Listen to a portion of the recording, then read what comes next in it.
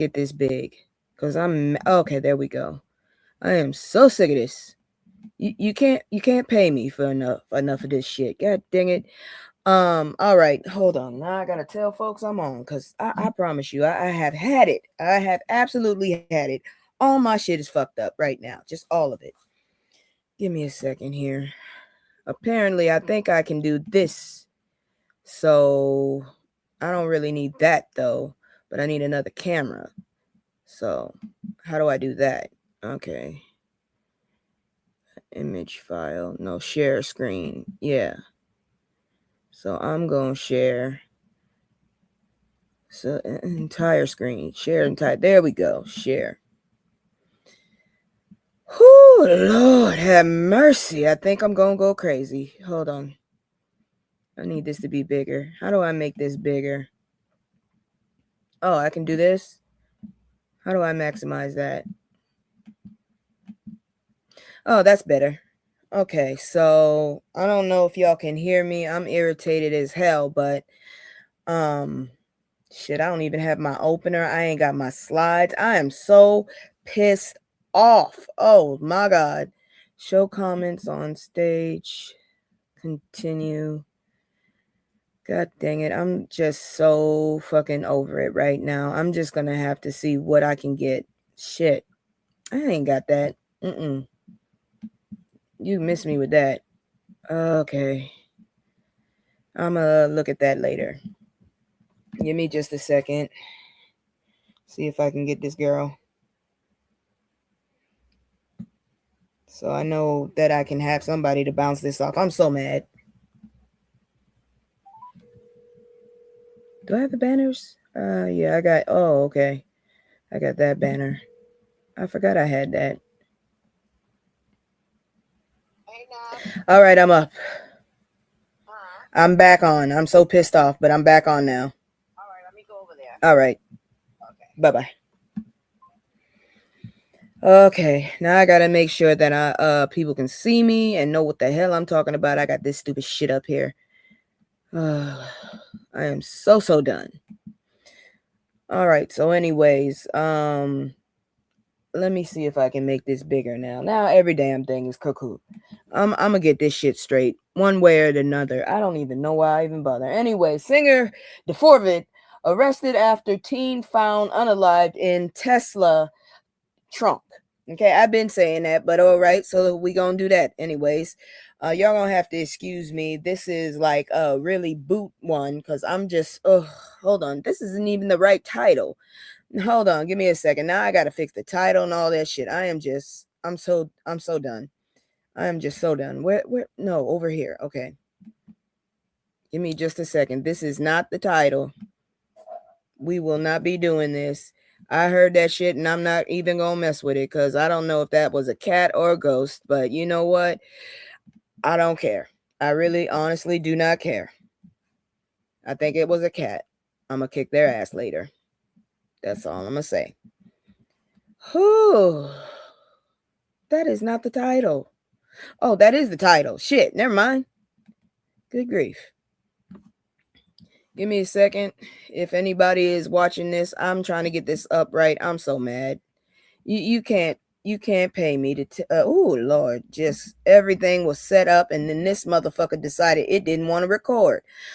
Oh, woosah, woosah, woosah. Don't think I'm not gonna be able to do this shit. You can't stop me. That's one thing for sure, damn sure. You cannot stop me.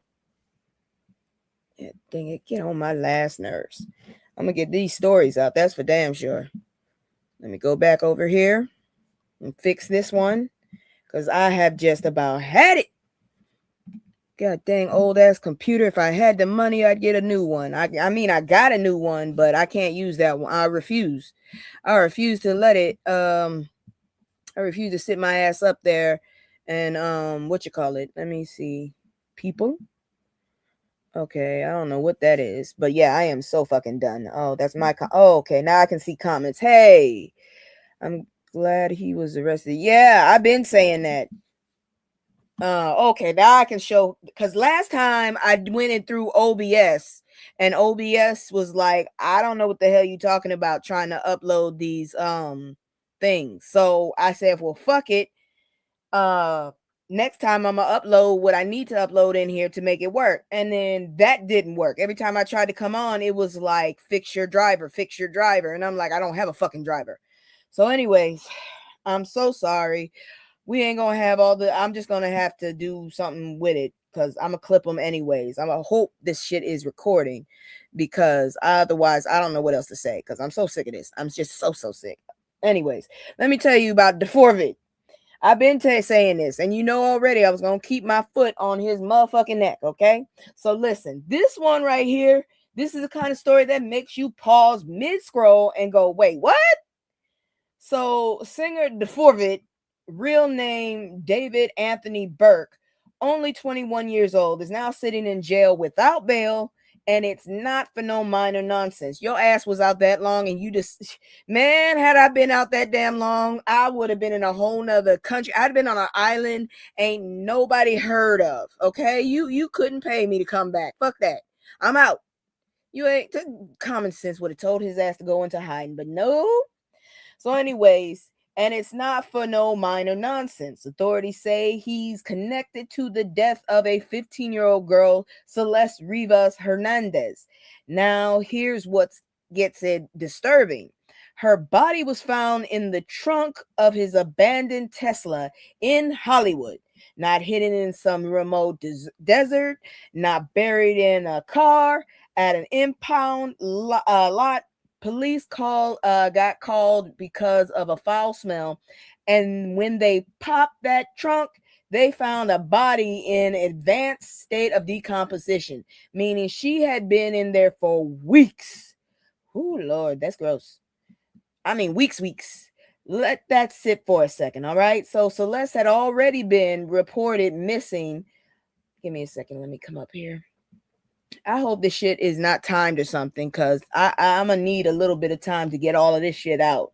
And I don't know the plans and shit. And I mean, everything broke right when I was coming on. I should have tested that shit. I really should have because I was trying to get the same thing I was getting before. They won't shut me up. They can't. Anyways, Celeste had already been reported missing earlier that year, and her family had no idea this was how things would end.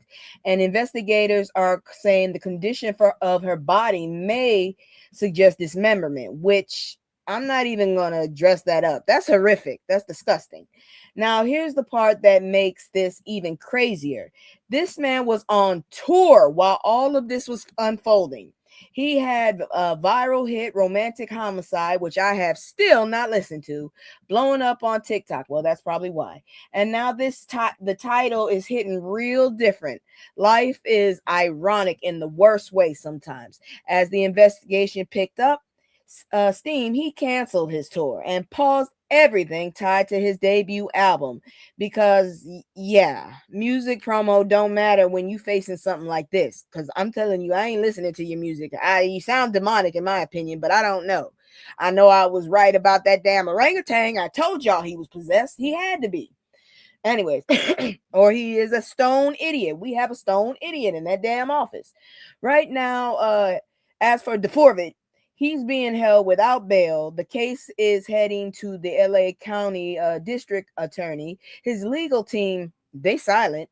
And when lawyers go quiet like that, that's usually means one thing. They're trying to figure out how bad the situation really is. My take? This is one of those moments where people need to stop idolizing internet fame like it means something about a person's character. TikTok followers don't equal integrity. A viral song does not equal sanity. And most importantly, a 15-year-old girl lost her life. That's the headline. Everything else is noise. I don't understand why it took them so damn long. Honestly, I'm just like, hello, what's taking y'all so long? You got all this evidence on this dude and you just don't know why, huh? Okay. Well, okay. All right, let me bring this back up. This is going to be a struggle. I'm going to get as many stories as I can out because right now I don't know what to tell you. I'm so. Let me remove that. Oh, good grief. Here we go again. How the hell? Where am I? Okay, here we go. I don't know what all right, there. That's what I'm trying to do right there. But for now, I'm gonna go ahead and be big. I have to. I believe he had help disposing it. Probably did. This dude is sick. I don't know what to tell you, but right now I'm trying to figure out all my shit. Okay, at least I got some commercials. Yeah, I got my commercial up here. So I'm gonna be right back. And I need to look at these plans and shit because I'm just pissed the fuck off. Is this recording good? It's recording in progress. I hope I can get the recording off because I'm telling you, this just took me off. Seriously, I was just like, what the fuck? But apparently this should help me. Let me see here now. Okay, see what you get by upgrading. I don't know. I can't customize the shit like I want to. So I'm just trying to figure shit out. I'm coming back in and trying to figure it out, and you know what I'm saying. Let's see here now. Oh my god, that bill is ridiculous. You have lost your damn mind. $44. It used to be $25. They done lost their ever loving mind. I am not. I will figure this shit out. That's all I know. I will definitely figure this shit out. Let's see. I get 2 hours. All right, I'm good. My shit won't go over 2 hours. I'll just have to work around that shit. Okay. Anyways, oh my god, that was so annoying. I can't put any of my overlays, but they didn't get rid of them. Oh girl, this is a hot mess. I promise y'all, I'm so sorry. But this is what's going on. All right, here we go. I'm gonna go ahead and do my commercial, and when we get back, we gonna deal with the bullshit. Cause I promise you, this is not cute. Give me just a minute. I'll be right back. At least I got my damn commercials. Cause I'm telling you right now, I'm so pissed off. Oh, now I can't even do that.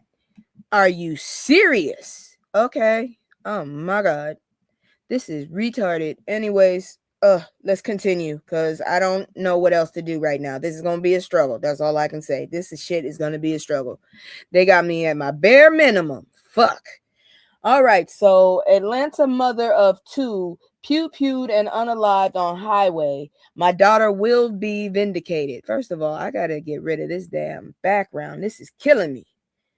Do I have to have this one? Because this one is driving me crazy. See what you can customize your background. This is the only background I get. I guess I'll just deal with it. All right, so let's talk about this one because I told you it's getting dark and then we'll get light some kind of way. We'll figure this shit out. So this one hits different because this isn't celebrity drama. This is real life, real pain, real loss. Bianca Huntley, 34 years old, mother of 2 daughters, pregnant with her 3rd child. Let me say that again. She was carrying life while hers was taken. Bianca was pew-pewed on Atlanta Highway 175, but police believe the pew-pew didn't even happen there.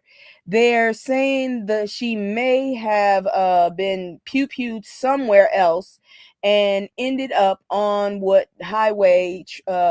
that highway trying to survive. It is sad. It's unbelievably sad. Now I just figured out what I need to do. Everything I need to put up here. I'm going to have to finagle this in a ridiculous way, but I'm going to figure this one out. Oh, Lord.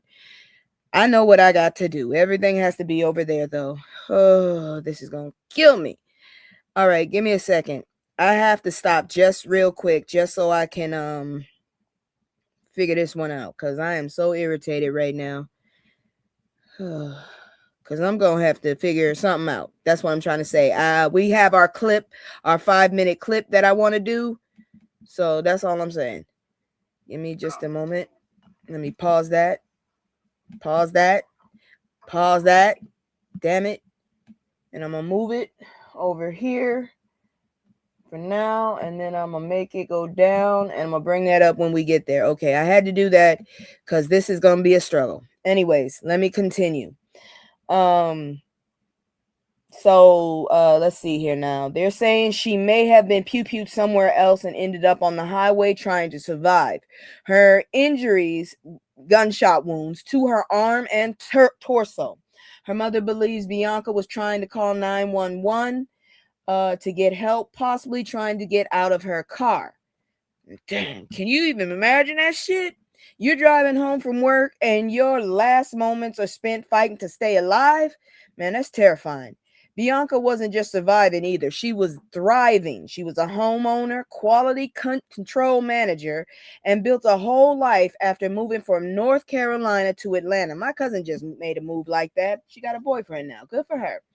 Her mother described her as a shining light, and you can tell that wasn't just words. Her co-workers broke down crying when they found out she passed. That says everything about who she was. Now, her family believes this was targeted, not random, no coincidence. And honestly, in this climate, that concern that doesn't come out of nowhere. Her mother said something powerful though. Vengeance belongs to God, but my daughter will be vindicated. That's faith and fire. My take on this, we see this too often. Black women carrying families, building stability, doing everything right, and still not protected. So if anybody watching knows something like this this is one of those cases where silence is complicity. Just speak up, god dang it, just speak up, because those children, they didn't lose just a mother, they lost their future as they knew it. And who the hell did it? I mean, what? She sounded like she mind her own damn business. Real talk, I don't know what the hell's going on. I'm disturbed as hell, and it's disgusting. That's all I can say. I'm gonna figure this shit out and eventually, but hold on. God dang it. I'm gonna figure this shit out eventually. And shut the hell up. God dang, you Rover. Why do you act like a dog and then gotta announce it? You are a cat, damn it. You are a cat. Going around fetching freaking sticks and shit. God dang. I don't know what else to say about that. But we gonna move on. I'm still trying to get everything together. I have no transitions right now because this shit got me hemmed up. I ain't paying no $44. I gotta find another damn outlet. Anyways, Virginia. Give me a second. Let me pull it up here. I done moved it around. Shit. Here, this is the best one. All right, so Virginia Lieutenant Governor Fairfax lost custody of his kids and was ordered to leave his home. So apparently this shit was ramping up. Give me a second. Apparently I'm also missing a damn story. I always miss something. Yeah, I remember this. It's the story about, yeah, the stories are backwards right now. Give me a second. Yeah, the stories are out of thing. Don't worry about the commercials or transitions. Thank you. All right, so this next story, Obama and Ron Mamdani share a Bronx moment that's about more than story time. Shit, at least he can sit down with a real politician. That's all I can say about it. Now, let's shift gears a little because this one is political, but also kind of staged, cute on the surface. So Barack Obama met with New York City Mayor Zohran Mamdani at a child care center in the Bronx. And on camera, oh, it looked wholesome. They were reading books, singing Wheels on the Bus. The kids were smiling. Real, everything is fine energy. But behind that, this was very much a strategic meeting. Mamdani is pushing universal child care, and he's already, give me a second, god dang it, every damn time. One of these days, I'm gonna get this shit right. One of these days. He's already secured funding to expand pre-K and wants to include 2-year-olds next. That's not small. That's a policy that actually impacts working families. Now, here's where it gets interesting. Obama didn't even endorse this man back in 2025, but now they're meeting privately, talking strategy, building connections. I heard him say something about the country's next. I don't know if he's gonna try it, but damn it, if you can't have third term, you can't have someone who was not born in this country either. I wish they would find a way to get this jackass out of the office though, for real. He pisses me off. Anyways, I wouldn't mind if this dude could run, but you know, we got to be fair. Fair is fair, and whatever's in that damn thing, we got to follow. Anyways, translation of all of this is politics is politics. Before the cameras, they had a closed door conversation, and that's where the real discussion happened, because nobody flies in just to sing nursery rhymes. I heard that. I know damn well I ain't.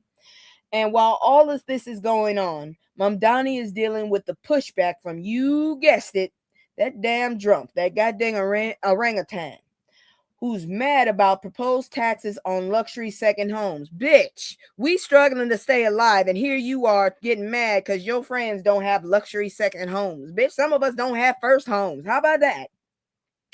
And honestly, that tells you exactly who those policies are affecting.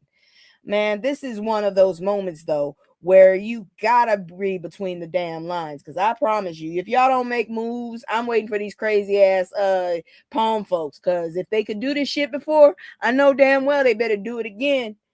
You know what I'm talking about in January. Anyways, this is one of those moments where you gotta read between the lines. The smiles are for the public. The policies, that's where the power is. And whether you agree with a Mom Donnie or not, universal child care is one of those issues that actually touch everyday people, not just folks sitting in the penthouses arguing about taxes. Lord have mercy. What the hell we gonna do? That's all I want to know. What the hell we gonna do? I remember this damn website used to be $25, $25.99, and I left when it hit that.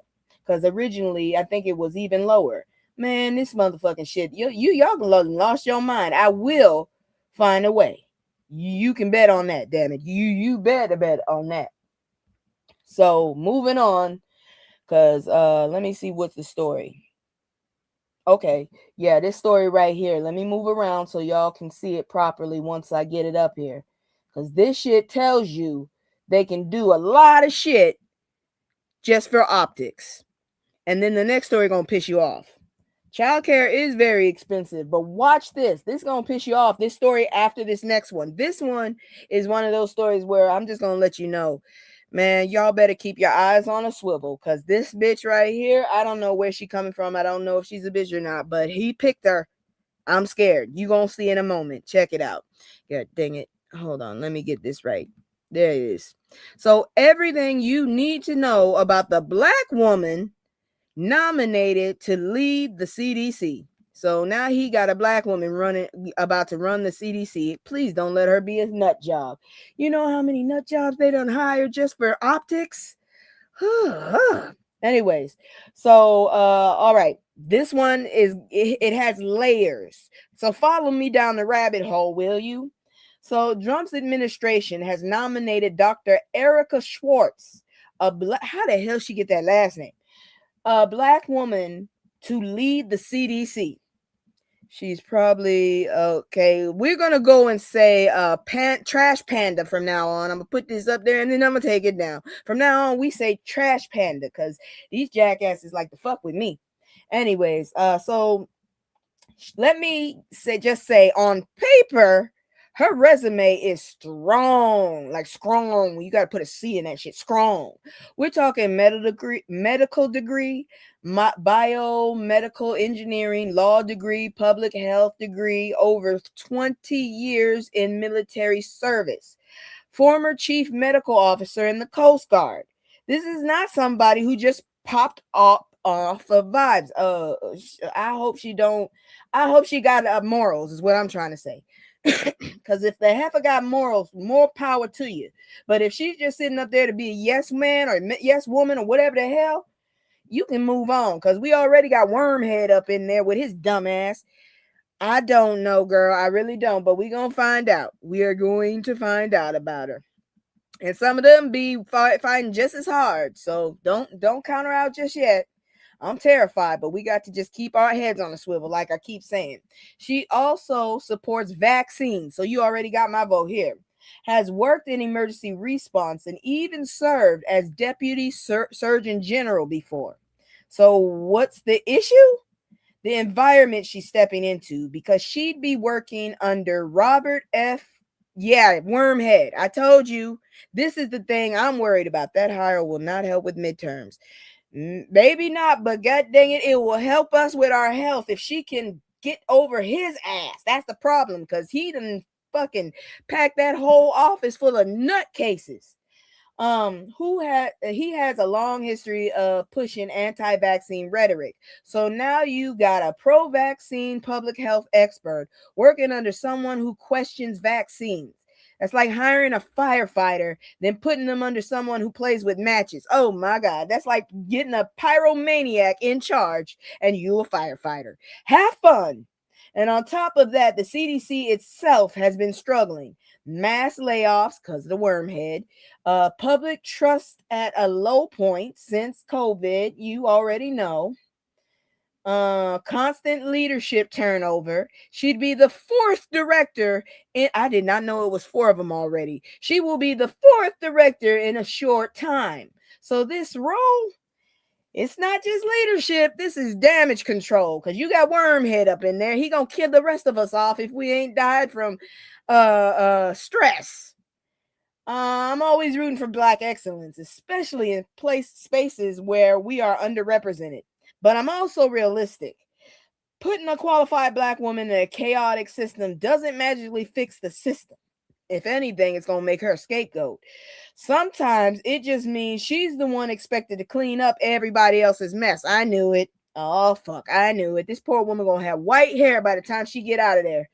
And if she succeeds, they'll take her credit. If she struggles, they'll blame her. I told you. We've seen this story before. This girl is a sacrificial lamb. Good luck, heifer.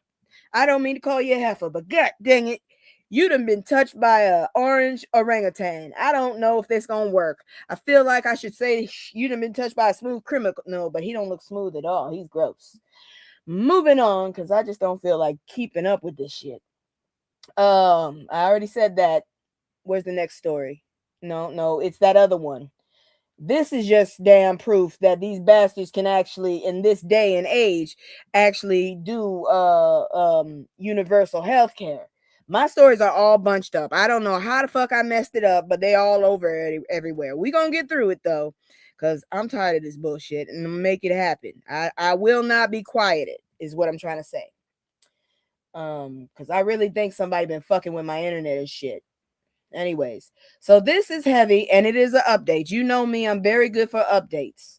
So this honestly is also a reminder of how dangerous unresolved issues can become. I already told you about former Virginia Lieutenant Governor Justin Fairfax and his wife Serena Fairfax, who were both found unalived in their home in what police are calling a unaliving self-deletion. Their teenage son was the one who called 911. He gonna be fucked up for the rest of his life. Imagine the trauma. That's something that stays with you for life. Police say Justin pew-pewed Serena multiple times in the basement, then went upstairs and took his own. Now, here's where it gets even more layered. I hate layers. I'm going to tell you right now, don't give me no damn layers. I'm so tired of layers. Layers give you white hair. Serena had already filed for divorce. She had custody of the children. He was ordered to move out by the end of April. So this wasn't a sudden situation. Girl, if he had time to stay, your ass should have been somewhere else. I'm not blaming you, but seriously, this dude right here.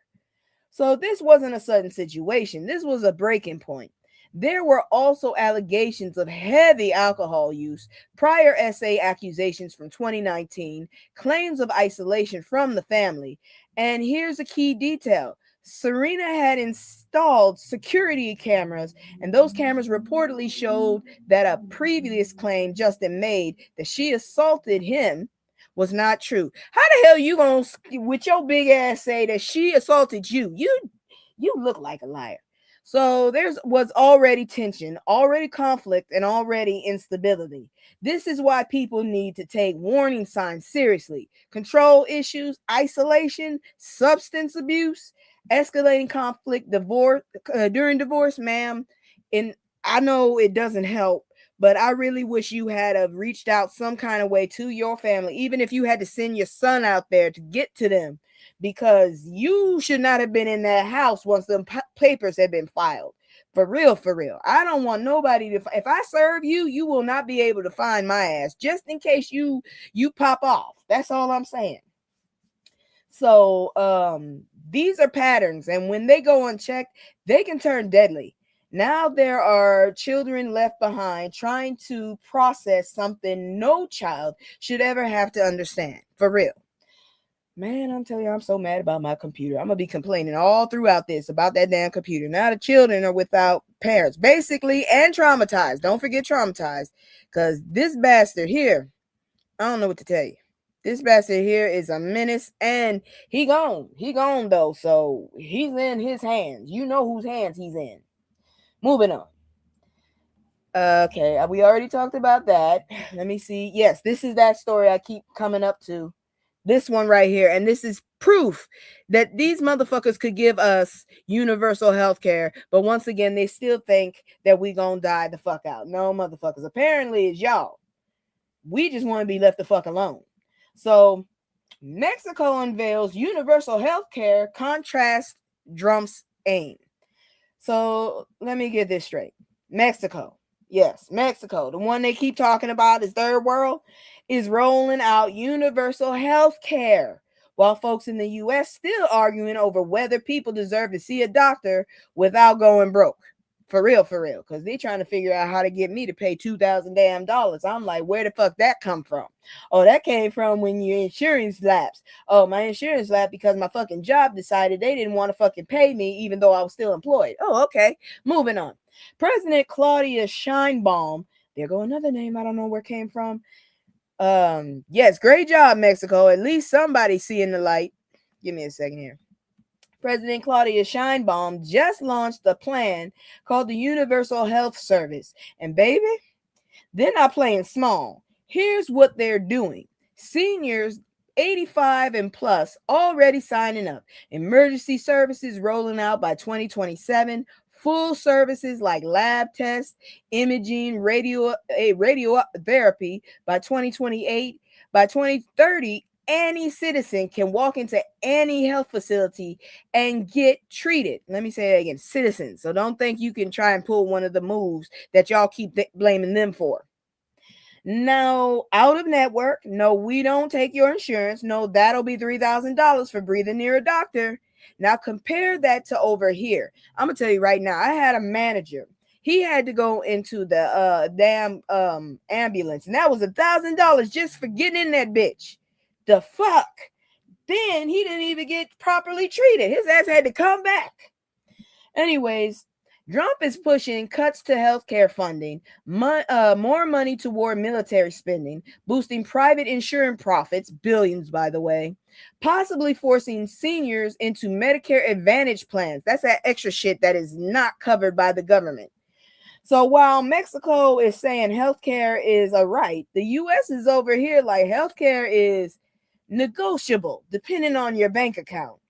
And let's be real, who gets hit the hardest when healthcare gets cut? You already know the answer. I'm so sick of this answer. Yeah, it's us. My take, this isn't even about politics at this point. It's about fucking money, for real, in my opinion. It's about priorities. If another country can build a system where people don't have to choose between rent and survival, then what exactly is the excuse here? Because damn it, if they didn't just join a whole huge group of people with universal health care. Shit. Because we can't afford it sounds real funny when billions keep showing up for everything else. Shit, the devil is a lie. This bastard here get on my motherfucking nerves. Oh, Lord, he get on my nerves. Moving on, because this one kind of pissed me off. I already reported before. This is an update. I reported about her death Wednesday. And now these motherfuckers trying to blame her. Check this shit out right here. Ashley Janae is another victim being blamed for her own death. How the hell you gonna do that shit? I blame the motherfucker she went with. Look at his evil looking ass. He look evil. Shit. Do you not see the beady eyes on his head? I'm not going to make that big because that scares the shit out of me. And I live alone. I don't feel like waking up and scaring the shit out of myself. For real. So anyways, this story right here. This is not just about what happened. It's about how people reacted. Ashley Janae, real name Ashley Robinson, 31 years old, died while on vacation in Zanzibar, Tanzania with her fiance. I don't know if you really think. Man, I'm telling y'all, he does look wicked in some of those videos. I'm telling you. Y'all, If you are a black or brown female and you marry a man that happens to have the color of your palm, please, in all seriousness, bring a friend, bring a group with your ass. Y'all ain't got to be in the same room. Just come with an entourage. Shit, because this shit right here is getting ridiculous. Come with someone you trust too, because you don't want that shit that happened in Mexico City to happen to you either, because that was her own damn friends that fucked her up. Anyways, from outside, everything looked beautiful. Birthday celebration, engagement, tropical vacation vibes. Then suddenly, she's found unresponsive in her hotel room. And from what I heard, it looked like it was a self deletion, but you know, they can stage that shit. Now, here's where things get really messy. There was reportedly an argument between her and her fiance. Hotel staff separated them hours later. She's gone. She's gone after that. Authorities are leaning towards self-deletion. That's what they said, because they found her in a closet with something wrapped around her neck. But, you know, people, but give me a second. Let me get my script up here properly. Her fiance is being questioned. His passport has been held, and her family is saying, nah, something's not right. And the truth is, we don't actually know what happened yet. But did that stop the internet? Of course not. Instead of focusing on what happened, the evidence and investigation, this is why I don't talk to people on the internet. I just watch shit. I don't talk because y'all get on my motherfucking nerves with this shit. There's always two sides, but y'all always lean on one. Now you're blaming a damn woman. The internet turned this into a debate about interracial dating. Of course it would. A referendum on black women's loyalty. Why? A full-on character trial based on old posts and rumors. I'm just saying, I've seen a fucking pattern where they go with these dudes somewhere far away and they don't come back. That's all I'm fucking saying. And it just seems like it's always our sisters going with them. Now, if they want to date them, that's their business. I ain't saying shit about your loyalty. I'm just saying, if you gonna go somewhere and you love that man, you might want to bring some people with you. That's all I'm saying. Because seriously. So they also did a full-on character trial based on old posts and rumors. That should have been her job. She should have done a background check on him, but she felt positive about him, I guess. I hope the parents get her back to the United States. Yeah. And have a separate autopsy. Exactly. Because it could have been staged. And no country, seriously. Well, I don't know, because our country kind of don't like us. Anyways, people started digging up screenshots, making claims, building narratives, basically turning a dead woman into a lesson plan. And here's the uncomfortable truth. The article points out some folks were deciding whether she deserved sympathy based on who she dated. Man, let that sink in. My take is nobody deserves to die because of who they love, period. I will say that with my whole fucking chest. I don't give a damn if you love a goat.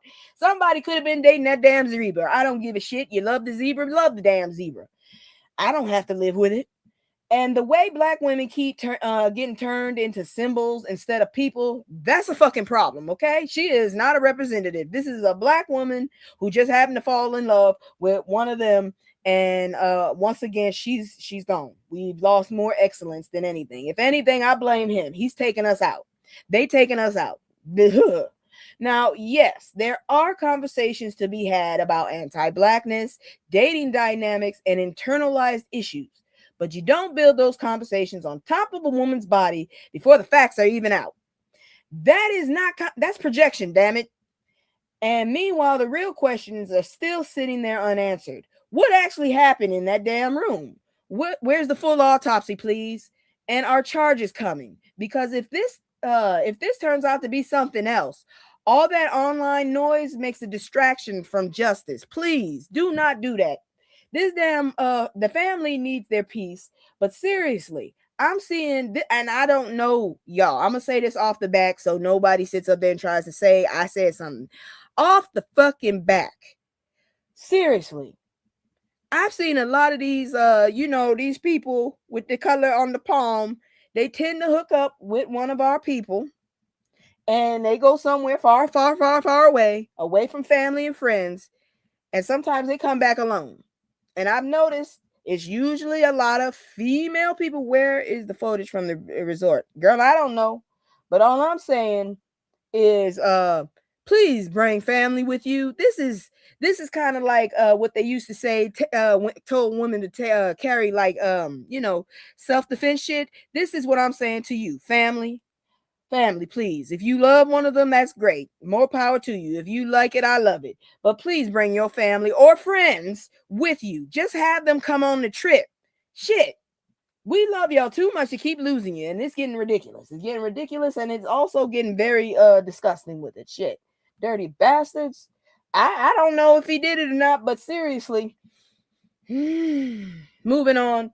We're talking about who's terrorizing us again. I ain't got no graphics, but yeah, we talking about who's terrorizing. Yes, exactly. Bring a trusted friend or family. Trusted, because let's not bring up the situation in freaking was it Cabo? Yeah, the Cabo 9. Them bastards, dirty heifers. I'm just double team that damn one. They tag team that poor girl. Anyways, let's go to the next story. So, Black law workforce hits decade low under the Drumpf anti-DEI shifts. Once again, I just want y'all to think about this as we go through this. Can y'all comprehend the fact that DEI stands for diversity, which means a whole bunch of different motherfuckers, equality, and inclusion? That means extra people. You need all these people up in this. It doesn't mean like everybody can get in this bitch. Everybody. What's wrong with that? Okay, so anyways, let's talk about something that doesn't get enough attention until it's too late. DEI rollbacks are hitting Black professionals hard. And no, this ain't feelings. This is data. Equity. Did I say equity? I thought I said equity. I don't know. And no, and a new report shows representation of associates of color dropped 12.9%. Okay. Black associate numbers at their lowest since 2015. Black partners declining for the first time in a decade. And that's something to be proud of. Lord have mercy. And here's the part that should raise eyebrows. Over 200 law offices refused to even provide data this year. Y'all some dirty bastards. You think we don't know what y'all doing? Oh, so now we don't even want to track it? Because if you don't track it, you can pretend it's not happening. Meanwhile, 300,000 Black women lost federal jobs. Black unemployment rising again. Federal workforce shrinking for us specifically. And people still want to argue that DEI wasn't necessary. Let me explain something real quick to you. You can't get us back into them doggone fields because we got enough sense. If you think cutting all our opportunities is going to work, let me explain what that's going to do. We're going to do what we did last time. We're going to have a mass exodus. You're going to lose us. So good luck. Because you can't do that to us no more, god dang it. We got enough sense. Some of us are smarter than y'all. I can't believe they sat up there. You know, Japanese people think we ignorant as hell. They think, no, not us, but Nigerians. They said, I was watching it, and they were talking about Nigerians don't have a high IQs. The hell you say? Shit. You don't know who the hell you talking about. My take anyways is DEI wasn't perfect because we really weren't benefiting off the shit in the first place. Y'all done shot yourself in the foot because we were not.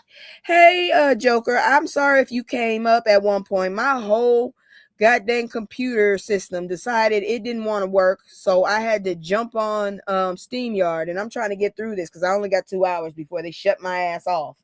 Anyways, now what we're watching right now is the door being slowly but quietly pushed shut, not slammed, not announced loudly, just closed. And if you're not paying attention, you'll look up one day and realize the opportunities have dried up, the representation has disappeared, and the pipeline is gone. I'm taking my ass to Canada. Fuck it. This is why data matters, because without people without it, people will gaslight you into thinking nothing has changed. I came earlier. I was worried about you, girl. Glad you okay. Yes, I am okay. And I believe my email address is on my about page, so you can get a hold of me.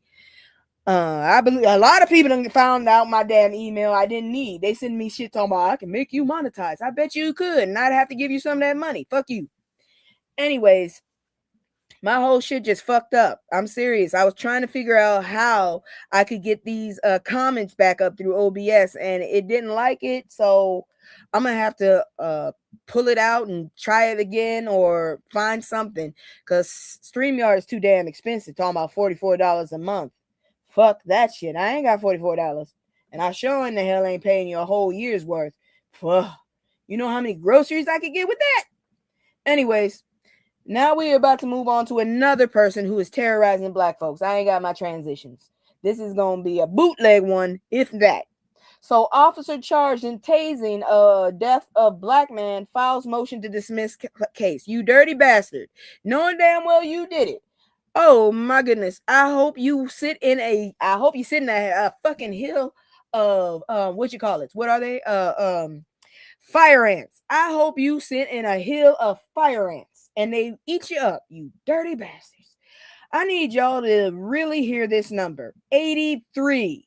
That's how many times Keith Morrell was tased by Kaith, I think, because it's spelled Kieth.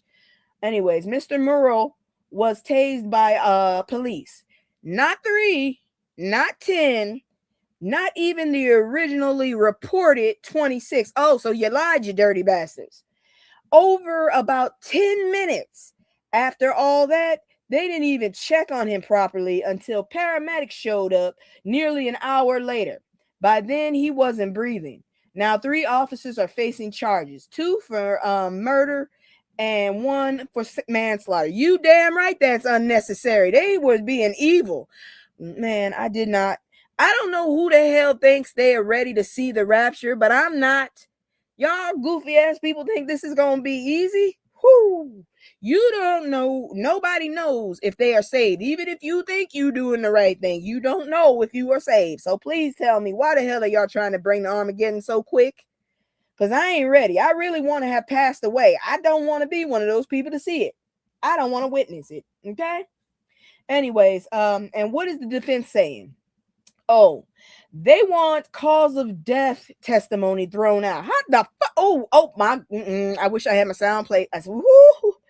The word homicide, they want the word homicide removed. They want the charges dismissed. Why? Because they're blaming the PCP in his system. It don't give a damn.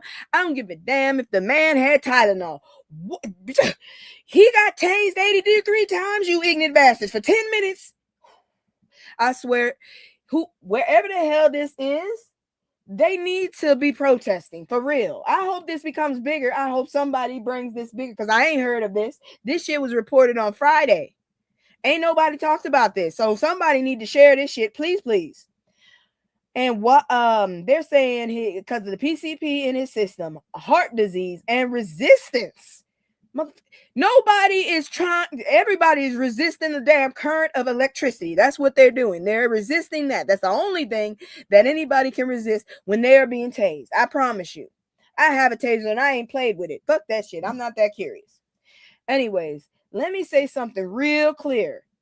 Even if someone is resisting, 83 taser deployments is not normal. That is excessive. That's punishment, bitch, and you are not the judge and jury. So this is the same playbook we've seen over and over. Shift the blame to the victim, like I just told you about the other girl. Complicate the medical narrative and delay the process. Meanwhile, the core question stays simple. How does a man get tased 83 times? 83. Maybe I'm dyslexic. And nobody thinks to stop. Because at some point, that stops being about control and starts being about cruelty. For real. These damn geese outside are loud as hell. I thought someone was talking, and then I heard a honk. I'm like, the fuck? Anyways, we're going to continue because this one is one of those fuck around and find outs. I ain't got my damn transitions or animations because, as you see, there's a little StreamYard thing in the corner. Why is that? Because I had to go here because OBS fucked over me. Anyways, Pete Hegseth, did y'all hear about this stupid shit? Pete Hegseth reads fake Bible quote from Pulp Fiction at prayer service. All I've been seeing is this shit. We need to talk about that poor man that has been tased 83 times, but we talking about this dummy. Oh Lord, are we great? Forget are we great again? Are we great? Because this is embarrassing. Now, I needed a break after that last one because this is wild in a completely different way. It's an embarrassing way. As an American, I really don't want. Forget this. If I go overseas, I'm telling people I'm Canadian. Fuck this shit. I heard about, yes, Keg's Breath. That's the name. Blasphemy. It is horrible. The blasphemy is ridiculous. I'm not even Catholic, and I feel bad for them. Now, and I feel bad for the Muslims. See, with that Allah, I'm still thinking about that stupid ass Truth Social. I swear there should be a law that nobody in government should be able to be in social fucking media. None of them. Yes, I heard. I'm so glad yet another blunder is attached to them. Whew. Now, Defense Secretary Keg's Breath stood up at the Pentagon to deliver a prayer. You know what? Y'all better go look for that Bible. It probably blew up into flames after he put it down. And somehow this man ended up quoting Pulp Fiction. Oh Lord have mercy. And nobody stopped your stupid ass. Yes, the movie. He claimed it was Ezekiel 25:17. But what came out sounded real familiar. Hold on, where's my phone? There you go. We're gonna look up Ezekiel 25:17 so we know exactly what this dumbass said. Why does that say 7 windows? Oh man, Lord. Anyways, Ezekiel. Oh, there it is. A lot of people been looking it up. I just put Ezekiel and the thing came up real quick. Let's see here now. Okay, I just want to know what's the real one. There it is, right there on the Bible webpage. Because we're going to talk about this. So nobody, okay, here you go. I will execute great vengeance upon them with furious rebukes, and they shall know that I am the Lord when I shall lay my vengeance upon them. Okay? How you gonna put vengeance on someone when you started to fight? Someone tell me how to make sense of that. Anyways, but what came out of his dumbass mouth sounded real familiar to anybody who's seen Samuel L. Jackson with that damn Jerry curl. I hate Jerry curls. Deliver that icon speech before things go very left, including lines like the tyranny of evil men. I just read Ezekiel 25:17. Did you hear anything about tyranny of evil men? Great vengeance and furious anger. He didn't say nothing about being angry. He did not. This script writer set him up. I bet he did. You bet. I like to write. Let me be the script writer. And then this man added, "You will know my call sign is Sandy 1." God never had a sign. Well, he had signs, but he didn't have no sign. Oh, I wish I had my sound effects, because sir, that is not the Bible. That is Hollywood. So now people online are like, is this a sermon or a movie audition? Are we running the Pentagon or SNL? I think SNL, for real. Look, faith is real. Spirituality is real. But mixing scriptures with movie quotes is a military setting. In a military setting, that is confusion of the highest. Because 1 minute you praying, next minute you sound like somebody about to say what again? Motherfucker. I hate this country. I ain't even gonna play. That's why I probably accidentally pledged my allegiance to butter. I swore in, but I fucked up and I said I pledged my allegiance to the United States of butter. I never changed it back. So look, I pray. I don't even like butter like that. So I don't know. But here goes some trifling shit. Check this one out. White woman sues after being denied access to Black infant health program. I hate these trifling motherfuckers. They just want a reason to be somewhere. I swear to God. Do you know how many programs are in this country for everybody? There is a group for you. There is a motherfucking group for you. I'm just saying. There is a whole damn group that you could go to. I'm sure, because they have Asian ones, they have Muslim ones, they have Jewish ones, they have Catholic ones, they have Christian ones, they have black ones, they have white ones. Heifer, you just wanted to start trouble. All right, let's talk about it. A white mother in California has filed a lawsuit because she was denied access to a program called Black Infant Health, BIH. And her argument, this is discrimination. I hate these people. Yep, basically. Now, let me explain what BIH actually is before we even entertain that. This program was created in 1989. That's a beautiful year. That was the year I got the least amount of ass whoopings. 1989, specifically to address higher maternal mortality rates for Black women, health disparities, lack of support during pregnancy and postpartum. It offers counseling, prenatal care, early childhood support. And here's the key. It exists because Black women are statistically more likely to die during childbirth. That's not an opinion. It's data, you bitch. Now, this woman, oh gosh, it would be her. Erica Jimenez is saying the program violates the Constitution. Race shouldn't determine access. She wants it to be open to everyone. Bitch, go look for a Hispanic one. I know they have one. So, and listen, on the surface, that might sound fair. But let's be real for a fucking second. I'm so sick of y'all bastards. When something is created to fix a specific documented harm, you remove that focus, you dilute the fucking solution. Bitch, you trying to kill us. Bitch, you trying to kill us. That's like walking into a breast cancer support group and saying, well, what about everybody else with health issues? Ma'am, this group exists for a reason, you bitch. Programs like this aren't about exclusion. They're about correction, you dirty heifer. Yeah, I called her dirty because she's causing problems. Because when the system has historically failed a group, you don't fix that by pretending everybody started at the same line. No, they didn't. They even did a video on that shit. They said, take 2 steps forward if you did this. Take 2 steps forward if you did that. I don't know where the hell I'd have been. That they should sue her. They should sue her right back. I would. I know I would.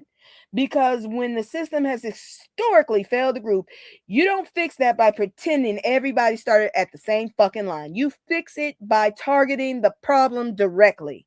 And the timing is not surprising. Since affirmative action got struck down, there's been waves of challenges. Translation, anything designed to help Black folks specifically is now being put on trial. Bitch, we just need to go and have our own shit. These motherfuckers are obsessed with us, and I'm sick of it because I'm not obsessed with y'all. I want y'all to get the fuck off our backs. Now, here goes some more fuck around and find out.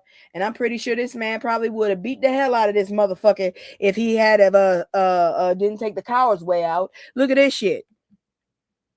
After Serena Wanzer Fairfax's death, that's her whole name, Baltimore Mayor Brandon Scott demands better from men in face of coward behavior. Man, I really like this damn mayor. I'm telling you right now, he stands 10 toes down and says it with his whole chest. So after the murder of Dr. Serena Wanzer Fairfax, Baltimore Mayor Brandon Scott didn't sugarcoat nothing. He called it exactly what it was. Sucker ass powered behavior and coward behavior. And honestly, more leaders need to speak like that.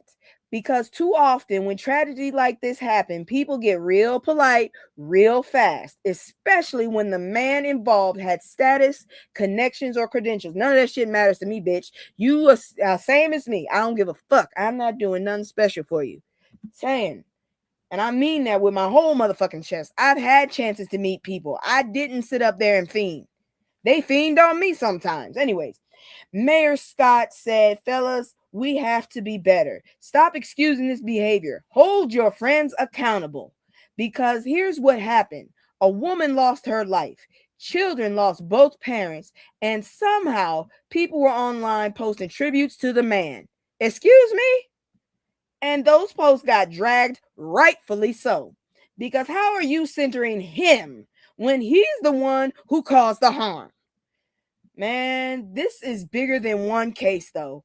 We are seeing more conversations around violence against Black women, and it's overdue. And accountability doesn't start in court, it starts in the community. Because if men only speak up after something like this happens, it's too fucking late. What's the point? What's the fucking point? Okay? What's the point? Moving on, because a lot of our people in leadership positions are starting to speak out. Okay? They speaking. So let's check this next one out, because I'm telling you, I only got this has been an hour. I got an hour left. Shit. All right. Justice Ketanji Brown Jackson takes agency as sole Black woman on Supreme Court. Let's talk about Justice Ketanji Brown Jackson, because she stepped outside the courtroom and said what she needed to be said, what needed to be said. And when a Supreme Court justice starts speaking publicly like this, that means something is bothering her deeply. She called out the court's use of what's called the shadow docket. Now, let me break that down real simple. It's when major decisions get made quickly. I think I reported on this before, without full arguments, without transparency. I really think I have reported this before. Anyways, and according to her, this process has allowed Drumpf's administration to push through controversial policies, fire federal workers, cut funding, and advance immigration enforcement, all while the courts are still deciding if those actions are even legal. So basically, do it now, figure out legality later. And she's like, hold on, that's not how this is supposed to work. She even pointed out that the court is prioritizing harm to the government over harm to actual people. That includes workers losing jobs, medical research getting cut, immigrants being deported. This is why representation matters, because she's bringing a perspective rooted in real world impact, public defense experience, understanding who actually suffers from these situations.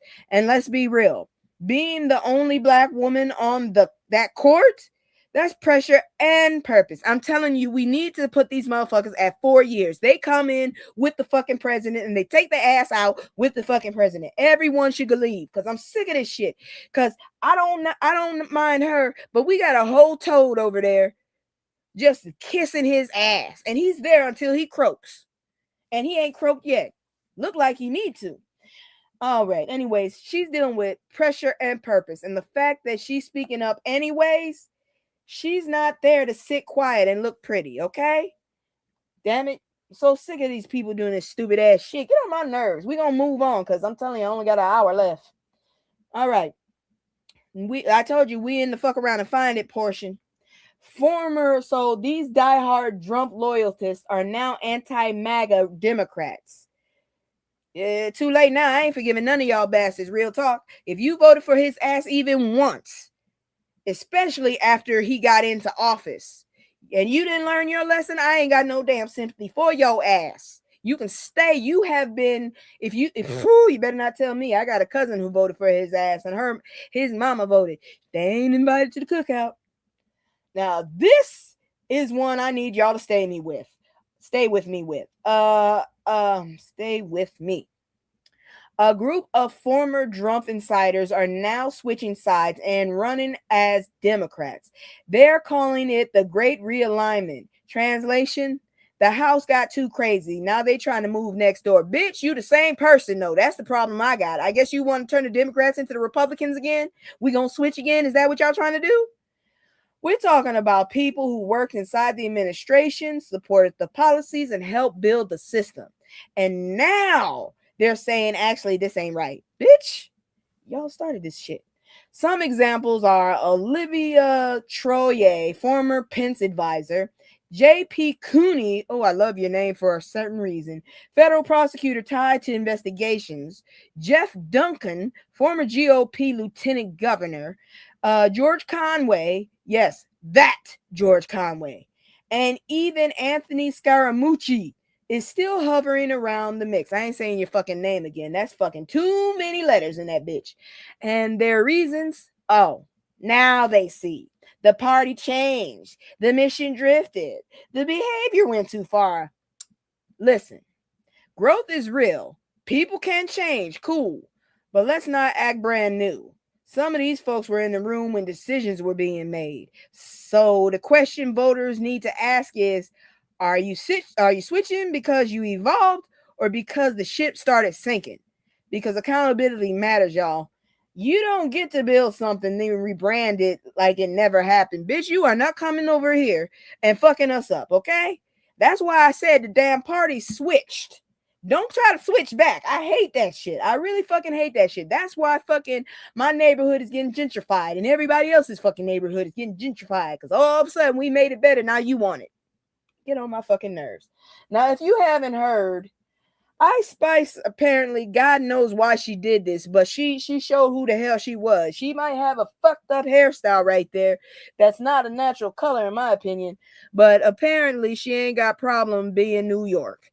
So, from viral slap to legal action, Ice Spice breaks silence on Hollywood brawl. Don't you know that was a setup so a dude could fight her? I watched the video. I was like, the fuck? But she didn't. I thought she got her ass whooped. She didn't. She came up and her friend ran away. Man, you need to have seriously.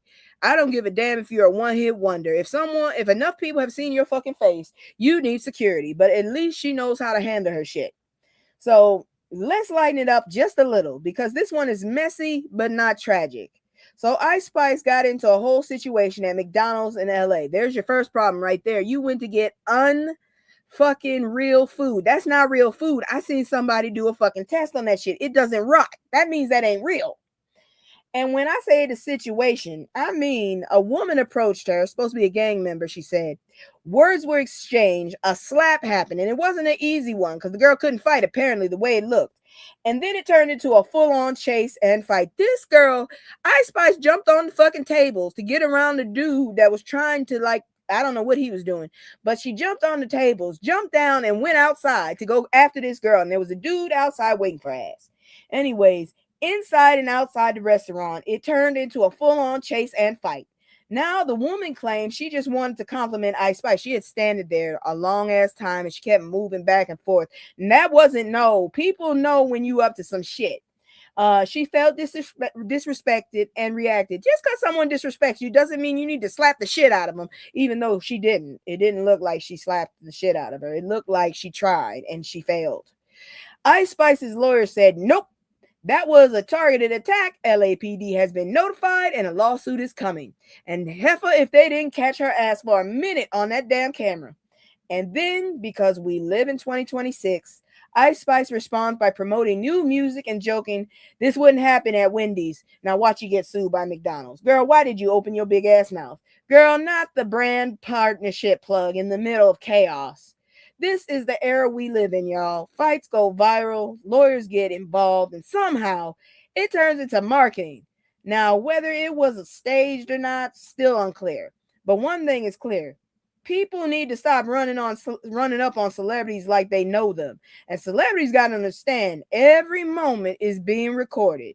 Because nowadays, a McChicken can run a turn into a headline. That's all I'm saying. This is some stupid ass shit. Your ass has been in enough. Had you been someone like, what's her name? Old girl that did my neck, my Kaya. Had you been someone like Kaya, I could understand you being out there by yourself. But girl, and then I think I ain't gonna say shit because I'll get sued. So, anyways, we're gonna move on to what I promised y'all. I still have no transition, so we just gonna go into it. Here's the next 5 minutes. Let me just get the damn screen here. This next 5 minutes of the conversation we was talking about. I'm going on mute. I need to puff.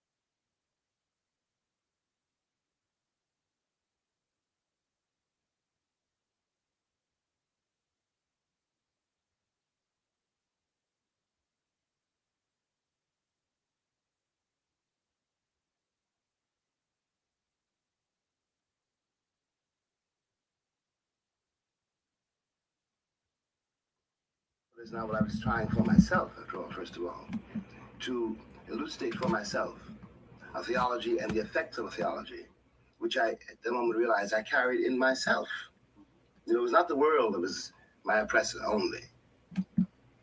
Okay, sorry about that. Apparently there was no sound. Let me try this again. I don't know why.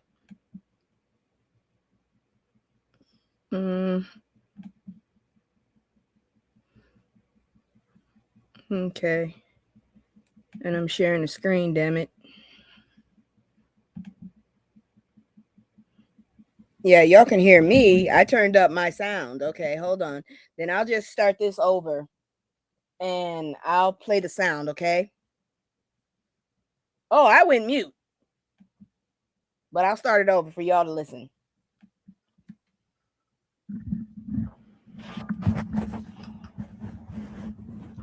There's something that you mentioned that you were going to hit, so we're just going to have to work it out. All right. Okay, but let's start, let's say, with Everybody's Protest novel, which I think came out in 48. It came out in 49, something like that, Yeah. yes. And I was 6. Oh, Jesus. I thought it was magnificent pieces. I went to first grade. I said, my God, somebody's really talking. How do you stand in relationship, say, to that novel now? To that, I mean, to Everybody's Protest novel, yes. what did I say now? Yeah. I mean, what do you think about, let's say, the younger writers, of which I'm one? And within that context, are we, in your opinion, like moving ahead? Are we moving out of that basic set of assumptions? Oh, I think it's very difficult to say it. You know, it can be misunderstood.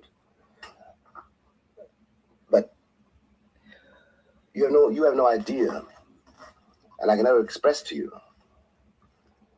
to what extent I depend on you, or I mean you, Nikki Giovanni, and also your generation. My generation, yeah. You know, I can even say you have no idea, and I can never express that either, because in a way I have no right to say it, but I'm very proud of you. Something has moved. Things move in a very strange way, and maybe inexpressible. If I wrote that essay today, for example, I would be writing a very different essay out of a very different kind of problem. I think that without quite realizing it, and no matter what our hang-ups are as of this very moment, the hang-up of my generation or the hang-up of your generation, you know, and the terrible situation in which all of us find ourselves, one thing has changed, and that is the attitude that Black people have toward themselves. Now, within that change, I don't want to be romantic about it, a great deal of confusion and incoherence, you know, will go on for a very long time, you know, but that was inevitable. That moment had to come too, you know, and Everybody's Protest now what I was trying for myself, after all, first of all, to elucidate for myself a theology and the effects of a theology, which I, at the moment, realized I carried in myself. You know, it was not the world that was my oppressor only. Because what the world does to you, if the world does it to you long enough and effectively enough, you begin to do it to yourself. You become a collaborator, an accomplice of your own murderers, because you believe the same things they do. You know, they think it's important to be white, and you think it's important to be white. They think it's shameful to be Black, and you think it's shameful to be Black. And you have no corroboration around you of any other sense of life.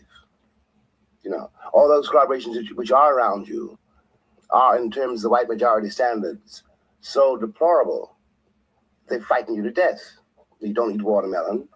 You know, you get so rigid you can't dance. You know, you can hardly move by the time you're 14. You know, you're always scrubbed and shining. You know, a parody of God knows what, you know, because no white person has been, you know, as clean as you have been forced to become. And, you know, and you got somehow to begin to break out of all of that and try to become yourself. You know, it's hard for anybody, but it's very hard if you're born Black in a white society. Hard because you've got to divorce yourself from the standards of that society. The danger of your generation, if I may say so, you know, we will pursue this like is to substitute one romanticism for another. You know, because in fact, these categories are, to put it too simply, but you know, with a certain brutal truth, these categories are commercial categories. You know, There's a reason that when you and I were slaves, my son produced out of your body was by definition a slave. Mm-hmm. But the master's son also produced out of your body, depending on his color. If he was light enough, he could live in the big house. And if he wasn't, he took his condition from the condition of his mother. He was still a slave. He was a slave. He was a slave. He was a slave because even though he might be the master's son, the master could make money off of his son. Mm-hmm. The whole institution was threatened if a slave woman could produce a free man. Of course. And the dilemma begins there. Do you see what I mean? I don't see what's the dilemma. If it's Come. Yeah. All right.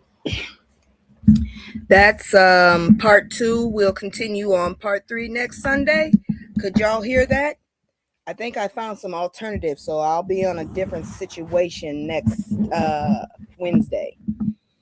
All right. So we're going to keep on moving. Let me go ahead and pull up the next story.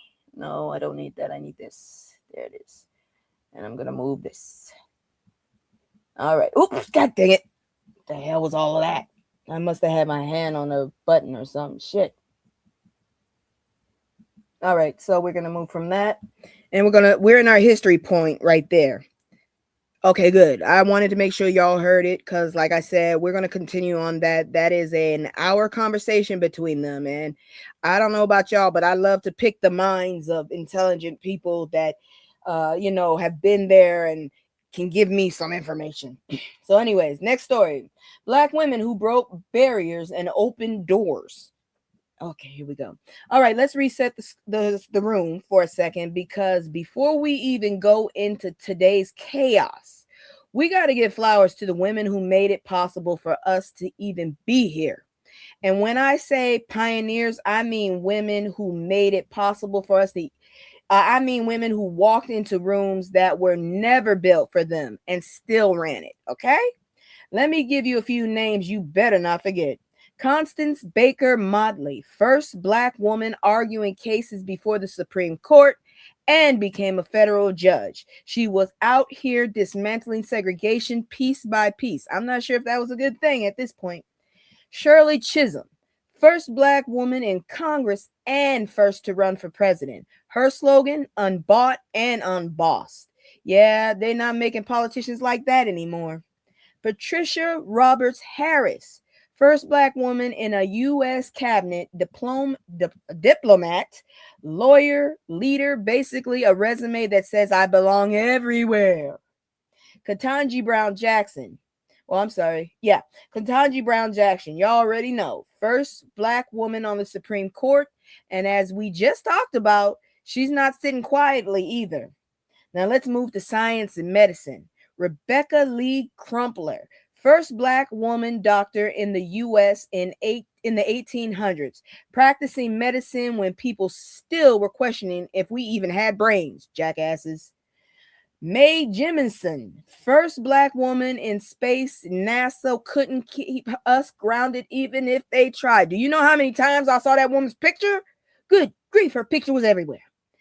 Kizzmekia Corbett helped develop the Moderna COVID vaccine. Black woman saving lives in real time while folks arguing on Facebook. Now, entertainment. Hattie McDaniel, first Black Oscar winner, and still had to sit in the segregated seating at the ceremony. Let that sink in. Oprah Winfrey, from poverty to billionaire media mogul, built her own network. Literally. Is she helping us though? Beyonce, global powerhouse, cultural shifter, history maker, whether you like her or not, her impact is undeniable. I don't really like her, but she's all right. And sports. Serena Williams, 23 Grand Slams, dominated a sport that wasn't even built for her and forced it to respect her. I know that's right. Simone Biles, so good they had name moves after her because nobody else could do them. Man, this isn't just history. This is a reminder, because every time somebody tries to question Black women's worth, capability, or place, you can point to generations of women who didn't ask for permission. They took position, okay? Don't ask for permission. Take position. That's all I got to say about that. Now we're going to go ahead and move into what looks to be business. Moving on to business. Let's talk about money. I keep telling y'all, property is power. I'm going to keep telling you. Land exists in abundance. Let's talk about it. This is one of those pause and think about your life stories, okay? Because it's talking about something we don't always break down enough. Ownership. This article says it plain. Property is power. I said it before and I'll keep saying it. And not in a cute Instagram quote, in a real, measurable, generational wealth way. Let's talk facts. Ownership equals control. Control equals stability. Stability equals wealth building. And historically, that was denied to Black people on purpose. Now the question becomes, what are we doing with the opportunities we do have? Because this article flips the narrative. It says land is not scarce. Opportunity is not gone. It's just overlooked. Okay? So you got to be looking around. I have to start looking. Vacant lots, abandoned buildings, undervalued neighborhoods. Most people see that's run down. But the message here is that's entry. We got to start doing what they do. They gentrified shit. Let's us re-gentrify shit. How about that? Let's re-gentrify what they gentrified. How about that? And let's be real. We've been conditioned to wait for the perfect time. That got me in trouble. Wait for the perfect credit and for perfect conditions. Meanwhile, the market is like, we reward action, not perfection. Okay? Yes, facts. This is one of those uncomfortable truths. Renting keeps you surviving. Ownership starts building something that outlives you. That's what I'm trying to get into. And it's not just about you. It's about your kids, your community, your legacy, because you can't pass down a lease. That's for damn sure. You can pass down a will. You can pass down a damn, deed. You can't. That's all I'm saying. You just can't pass a lease. So yeah, moving on, because like I said, I got a little bit more than 30 minutes, and we're gonna get through all of this. All right, so cyber safety tips everyone should know before clicking a text link. I'm learning that shit, so I'll have more information from my own point of view soon. Now this right here is a PSA disguised as a news story. Okay, PSA. All right, because the scams, they're getting real slick, damn it, especially those job ones. Do you know how many times I've received fucked up checks?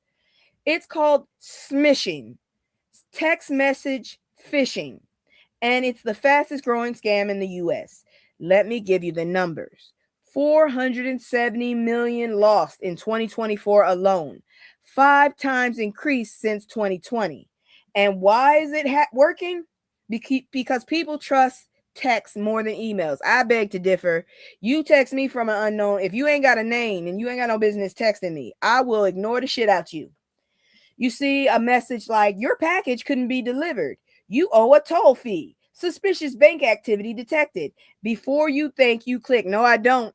I get off that shit and I go to my own account and I go check that shit. I do not click this shit. Fuck you. I got to know if it's for real. I go check my bank. I go check my email. Shit, you better have backup if you're going to try to trick my ass. Why did I say that? Now somebody going to get an idea.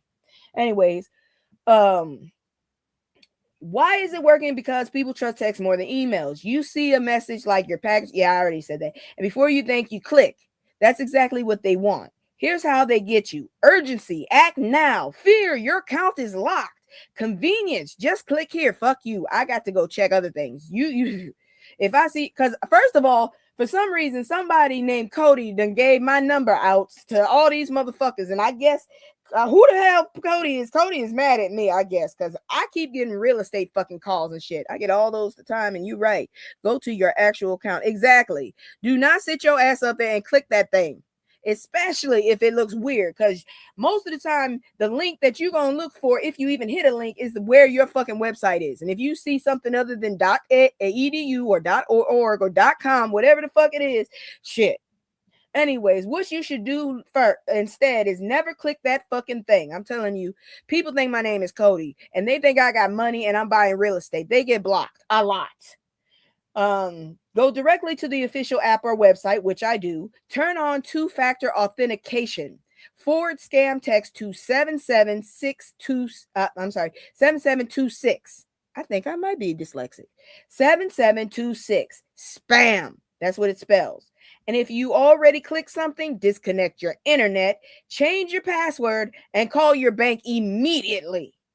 I'm already ahead of the game because I always check my shit. Because you know how many times these motherfuckers done fucking tried to trick my ass? I'm sitting up here like, wait a minute. That ain't even from the right website. But a lot of people don't. And scammers love busy people, stressed people. I tried to buy my mama air purifier. And them bitches almost had me. I had the bank go after their asses. And then I reported them to the Better Business Bureau. It's the only BBB I'll deal with.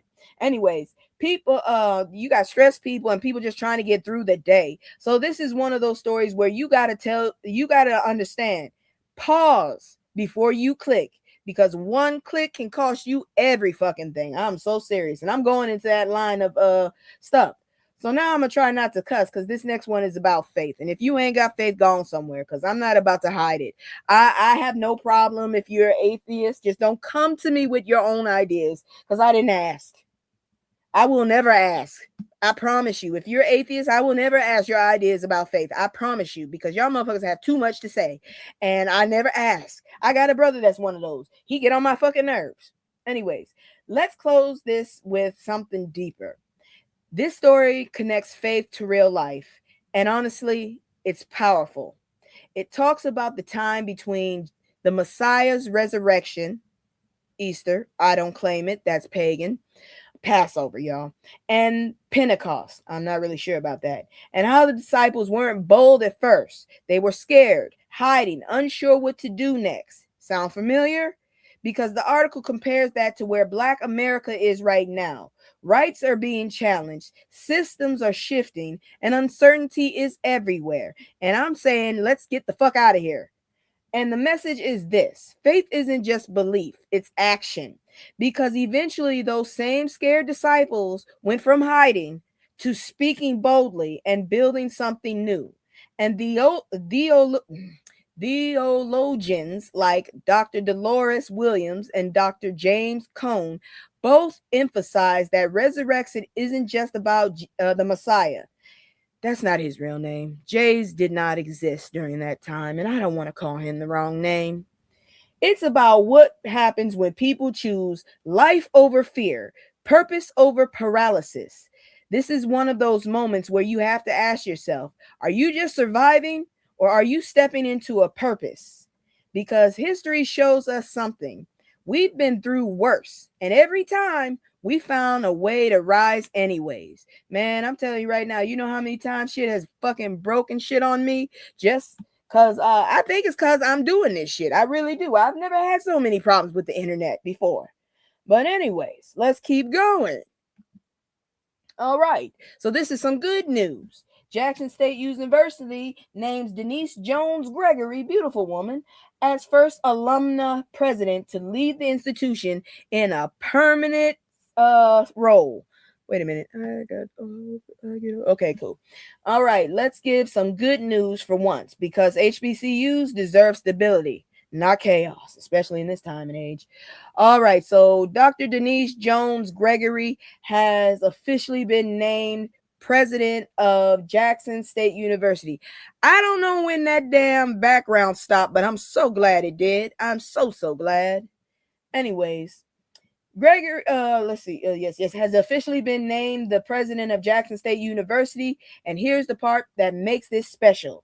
She is the first alumna to permanently lead the school. That means she didn't just study there. She understands the culture, the struggle, the pride of all of it, damn it. Now, JSU has had a bit of, let's call it, leadership revolving door over the past decade. We're talking multiple presidents, messy exits, shaken. Give me a second here. It's a script. I'm always trying to finagle stuff. rig, whatever they call that. I'm not going to say it, but I rig shit. Let's see, shaking trust from students and donors. And when leadership keeps changing like that, it affects everything. I know I don't trust you. Enrollment funding, reputation. So instead of bringing in another outsider with a flashy resume, the board said, let's bring in someone who already knows the house. And Dr. Gregory, she has a chemistry degree from JSU. I already respect you right there. A doctorate from Georgia Tech, and she's a former provost, whatever the hell that is. So she's not guessing. She's already been in the system. Now, yes, there are some side eyes. There's always going to be side eyes when a black woman is in leadership because they waived a rule to allow her as interim to become permanent. Some alumni question transparency, but others see it as continuity over confusion. And sometimes the best leadership isn't new, it's rooted. Because you can't fix the community you don't understand. That's why we have so many fucking problems with the cops in the damn neighborhoods. You don't understand them people. You need to grow up with them motherfuckers and just make sure that you know the difference between that's my friend and this is my job. That's all I'm saying. Because you can't, like I said, and HBCUs, they don't need experiments. They need consistency and care. Just like when I got shocked out my damn heels when I found out that BET was run white by pound people. I'm like, what the fuck? How you gonna run this shit? You ain't got shit to do with us. A lot of stuff that is black supposed to be for us is owned by them. I'm like, how? How you gonna go sell to your own folks? Shit. Move. Get out the way. Anyways, here goes some celebrity news. I don't know why this is. I don't know what to tell you. It just sounds like mess, but we're going to find out together. Angel Reese welcome to Atlanta Dream with teammates roasting her after Chicago Sky trade. All right, let's talk about Angel Reese because she's just got traded to the Atlanta Dream. And baby, they welcomed her with jokes first. Girl, you going to be tough. I'm telling you right now, I hope you didn't break, but you better crack some jokes back. Her new teammates basically said, oh yeah, we used to cook you, talking about dropping 30 points on her, having their best games against her. And honestly, that's how you know it's real athletes in the room. Ain't no fake politeness, just vibes and competition. Girl, you better get on your game. Tie up that damn hair. None of them people got their hair all around their head. They got it all tied up. Girl, you better take that out. Anyways, let's see. And then the tone shifted. Angel got emotional. Oh no. Oh wait. She talked about finally being in a place where she feels supported. Oh, that's good. She feels wanted and she feels understood. They roasted you and you feel good. All right, you must have roasted them back. And she said something that hit. I haven't had this before. Whew. Because behind stats and the attitude, people love to criticize. That's a young black woman navigating through pressure, expectations, and public scrutiny. I thought she was going to talk shit, but hey, if she did, she got shit and she gave it back. So it sounds like she on firm standards with them. I ain't got no problem with that. Now, let's not forget, she's not just hype. 14 points per game, nearly 13 rebounds, rookie record, 15 straight double-doubles. What the hell's a double-double? You know I don't know this shit. She's a problem on the court. Sometimes a new environment isn't just about performance. It's about peace. So maybe this is where she belongs. And if Atlanta gives her both, the league better be ready. I feel like this team may be doing a come-up. I'm just saying. If she feel like it and they've been talking all that hoopla about her, and then this team apparently waxed her ass at one point, they're going to teach her and she going to get better. And I support it. Now we're going to move around and talk about a legend. I'm trying to get through this as fast as I fucking can. I only got a few stories left. It's going to be an easy night. I'm just irritated that this shit went down. Anyways, let's talk about a legend, okay? So everything, hold on. Okay, here we go. If you thought you knew everything about Prince, here are some things that will shock you. I don't know shit about him. He used to scare the shit out of me because he was so pretty, but that was a man, and he was doing freaky ass shit, and he was a little man with tight ass clothes, and he had big hair. And I'm just gonna tell you right now, the 80s fucked me up. I hate big hair. Patti LaBelle scared the shit out of me. Tina Turner was a nightmare to me. What's the name? What's that damn woman's name? The one with the Grace Jones scared the shit out of me. And Prince kind of scared me too, because he's very pretty, but he was freaky. And even as a child, I knew he was freaky. Anyways, At least he acted freaky. Let's talk about Prince now, and not just the hits, because this man made some hits. We're talking about the man behind the magic. Born in Minneapolis, raised by musicians. Now that I did not know. I knew he was raised by a mixed couple. I did not know they were musicians. This man taught himself multiple instruments. I was about to do that myself. Ran away young. I never did that. My mom did. She wanted me to, but I'm not going to go about that. Built his own sound from scratch. This is it for you young people. Tyler, the Creator, okay? Because that dude's weird. I accept him before I accept Tyler. That dude, I'm glad he's growing. But by the time he hit the scene, he wasn't just making music. He was redefining it. I was more invested in his rival group. I had a thing for people with mustaches, but he was just too pretty, so I definitely didn't consider him.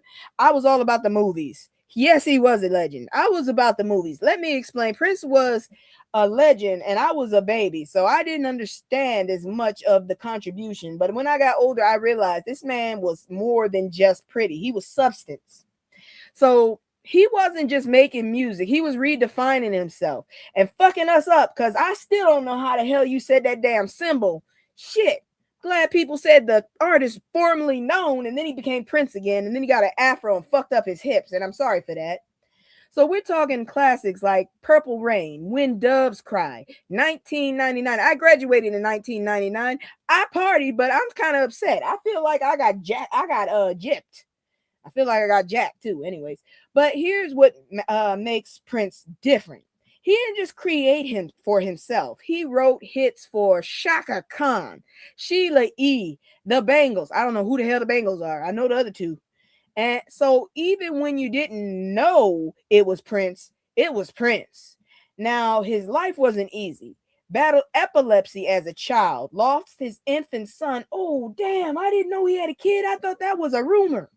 And dealt with industry control. And what did he do? He changed his name to a symbol, which I still don't know how do you pronounce that. Because he refused to be owned by a system that profits off your talent but controls your identity. My take, Prince wasn't just an artist. He was a reminder. Own your work. Protect your creativity.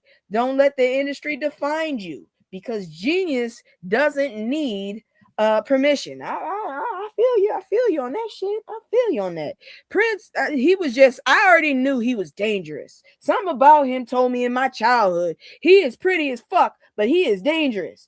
Why is he pretty and why is he dangerous? I never got the answer. I'm pretty much one of them people that be like, yeah, I'm good. I don't need to know all of that shit. Yeah. You ain't never gonna catch me in a cover up, because I ain't gonna follow with it. No, I'm good. You will never see me again. All right, moving on. Suspect likely to plead guilty in 2002 unaliving of Jam Master Jay.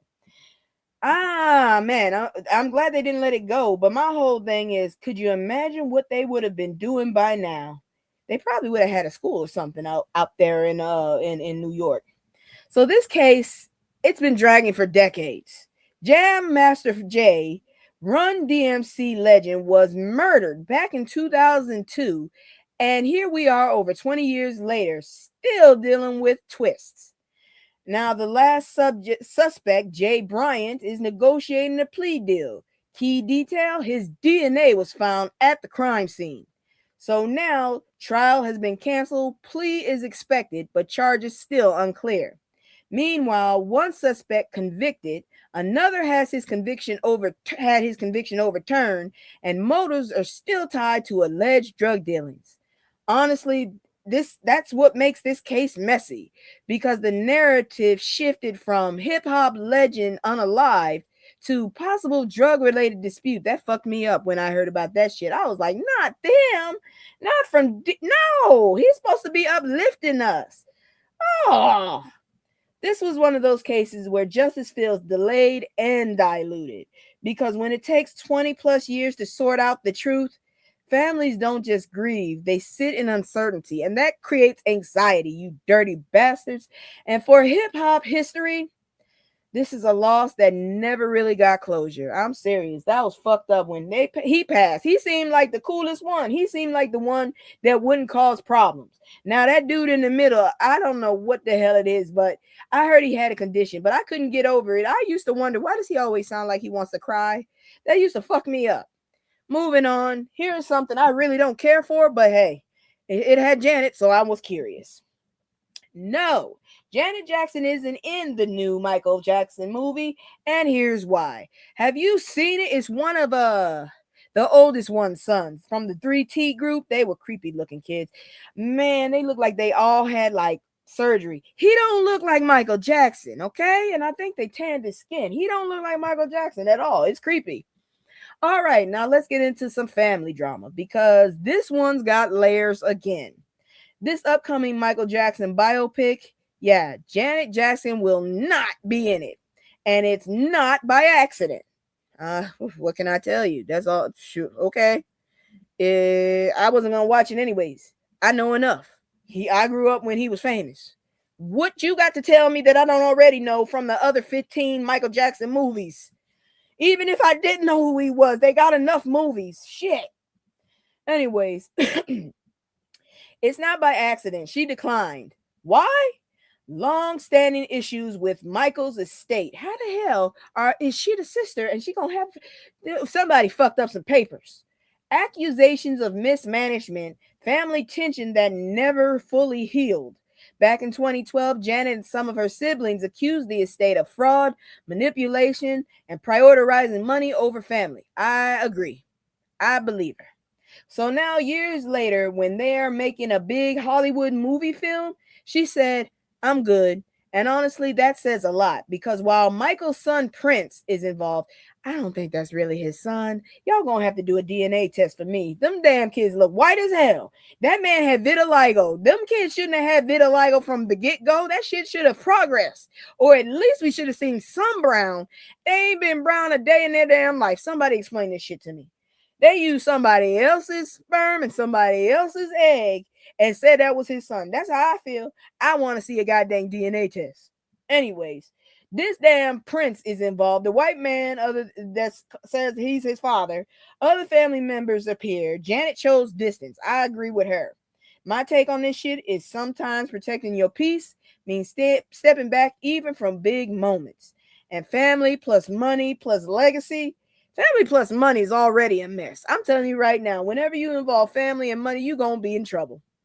That combination gets messy real fast. But one thing about Janet, she's always moved on her own terms. And that woman had a baby at 50. So if she can have a baby, I can have a baby. Them kids aren't his blood. They need to stop. I'm telling you, I'm not going to believe it until y'all bring a damn DNA test on that bitch. And I got to watch him take it. I got to watch him take it first. Now, before we close this whole thing about, celebrities, we're going to look at our good sister, Erykah Badu. She freaky as hell, but I love her anyways. Next lifetime or this one, Erykah Badu ignites a tithing debate. Oh, dear. All right, let's go ahead and step into something a little controversial. This woman just don't stop starting trouble. I always want to hit her. I always want to, have her back, but sometimes she just be leaving me like, what do I do? All right, let's go ahead and step into this. Because Erykah Badu done started a whole debate with one comment. She basically said, if black people weren't giving 10% to the church, some of y'all might be millionaires by now. That's a damn lie. Don't start that shit. I don't agree with you. We not doing this. We not doing this. Oh, no. Why did she say that? And baby, the internet and the pulpit said, hold on now, sis. This sparked a real conversation about tithing, wealth, tradition, and survival. Now, on one side, you've got financial voices saying 10% adds up over time. That money could be invested. That wealth building requires ownership and strategy. Even folks like Dr. Boyce Watkins saying, take care of your household and investments first. And then you got your church leaders coming in like, let's bring some facts into the conversation. Bishop Talbert Swan said most churches have under 75 members. Only about 10% even tithe consistently. I try. I ain't got no job right now. I thought if I gave my 10% to someone needy, that counted. Because I seen a lot. My whole thing is this. I got issues with pastors having bigger cars and bigger houses than their whole congregation, and they ain't got no job other than this. That's my issue. I seen it. And my whole thing is, how the hell you gonna have a come up and we still struggling? Anyways, meaning it's not the money machine people think it is. He even compared it to a Bentley costing more than most churches bring in yearly. Now, let's not forget, historically, Black churches funded civil rights movements, education, food programs, housing support. And I ain't got no problem with that if your church does that. And I will tithe if that's what your church is doing. We're talking real impact, paying rent, covering medical bills, sending kids to school. And at that point, I felt, why don't I help them with that then? Why don't I just cut out the middle person and give them that money? That's how I felt. But they said, you still have to give tithes. Anyways, recent examples, church wiping out millions in medical debt. That is a blessing. Helping hundreds of families avoid eviction. That's a blessing. So this ain't a simple stop giving money conversation.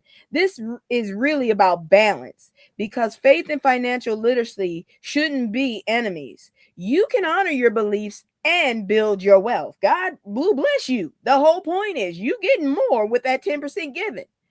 I think that as long as you giving it to where it's supposed to go, because some of these pastors, I'm just saying, how'd you get all of them new suits? How come you got an Escalade? How come your house is so big? Why you got gold teeth in your mouth? That's all I'm saying. But the real issue isn't generosity. It's the system that keep Black wealth limited in the first place. And that's true too. I'm telling you, if we make our own place, we'll be good.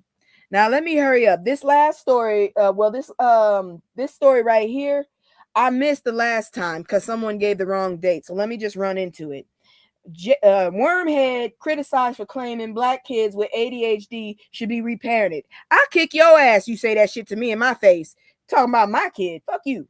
Now let's get into this political moment, because this one, it needed to be addressed. During the congressional hearing, Wormhead got called out over comments he made about Black children.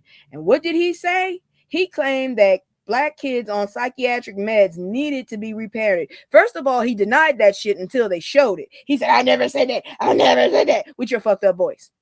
Sir, what?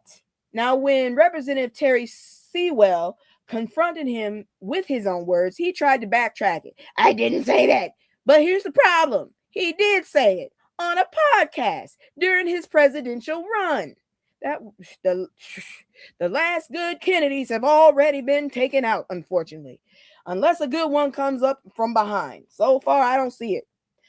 She brought history into the room and said Black families have endured children being taken during slavery, forced separation, systemic targeting. So for someone in power to suggest Black parents are unfit, deeply offensive, dangerous, and ignorant. Let's be real. This isn't his first time saying wild stuff. We're talking false claims about vaccines, freak, misinformation about autism, freak, policy moves that got blocked in court. Thank God.